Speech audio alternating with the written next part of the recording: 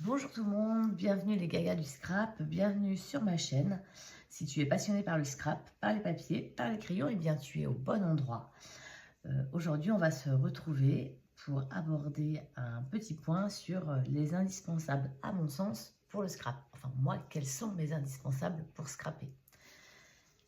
Alors, en fait, tout se résume dans cette petite panière. Actuellement, je n'ai plus de coin scrap. Ça faisait 4 ans que j'avais arrêté de scraper, donc tout était en carton. Je déballe mes cartons au fur et à mesure, mais j'ai réussi à retrouver, on va dire grosso modo, ce qui est utile pour moi pour commencer à rescraper un petit peu.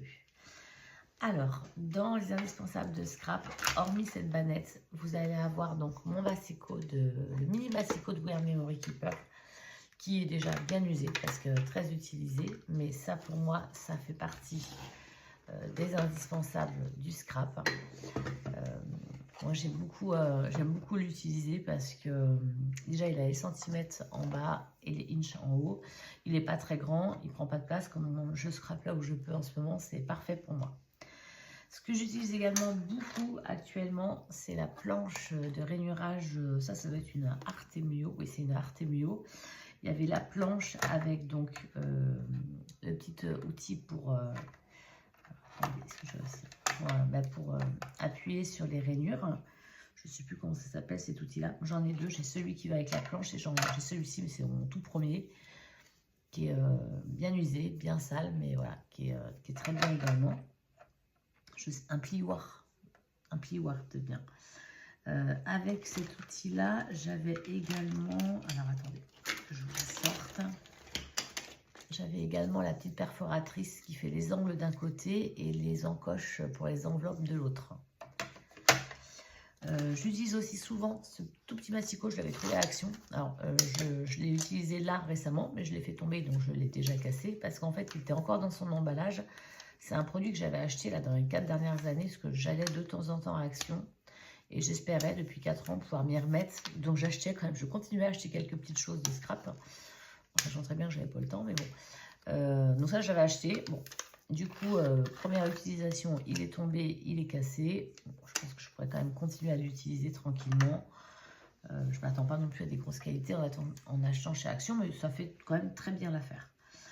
De chez Action, j'utilise également la colle, la Tacky Glue de chez Action, qui pour moi est parfaite. Enfin, franchement, oui, elle gondole. Après, tout dépend de la quantité de colle que vous mettez et puis comment vous l'appliquez. Mais moi, je la trouve très très bien. Perso, je suis pas assez professionnelle dans le scrap pour pouvoir dire qu'elle ne me convient pas. J'en ai essayé d'autres de marques qui sont très bien, mais celle-ci est parfaite. Enfin, pour moi, elle est très bien. En colle, j'utilise également ce petit dérouleur de colle, comme du scotch double face finalement, que j'achète à Super U, enfin en grande surface. Donc ça, c'est très bien aussi. J'utilise le double face comme ça. Alors là, c'est pas un de chez Action, c'était un que j'avais acheté je sais plus où. Pareil, chez Action, oui, il a été pas mal décrié, le double face. Alors c'est vrai que moi, mes premières créations que j'ai fait avec, en effet, elles se sont décollées.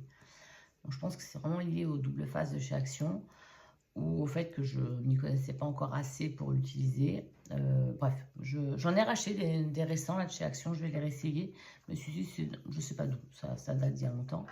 Par contre, je prends le 3D de chez Action, j'ai toujours pris. Franchement, il est parfait. Enfin, moi, je l'aime beaucoup.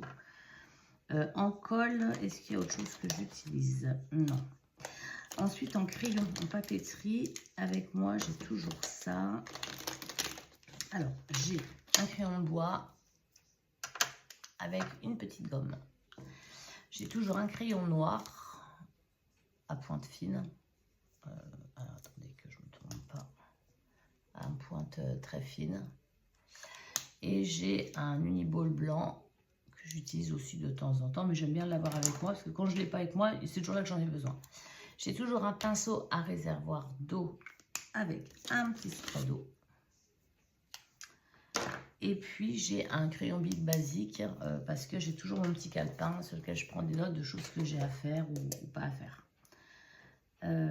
J'ai aussi dans cette petite panière là toujours une plaque de plexi avec une Versafine noire. Ma plaque, voilà, quand je vois comment elles sont usées mes plaques, ça marche bien mais c'est usé. Après, en partie ciseaux, donc j'ai un petit outil comme ça pour vieillir ou user les bords de papier. Vous voyez, pour que ça use les bords de papier. Je sais plus comment ça s'appelle, mais ça s'en est chez Tim Holtz aussi. J'ai toujours cette paire de ciseaux, elle est super. Elle aussi, c'est une tonique là de chez Tim Holtz aussi. Mais alors, franchement, je crois que je l'ai depuis le début que je fais du scrap, quasiment depuis le début que je fais du scrap. Et ça n'a pas bougé, c'est super bien comme ciseaux. J'en ai des tout petites précisions pour quand je coupe mes ice cuts ou des petites choses très proches du papier qui ont besoin vraiment de très belles précisions.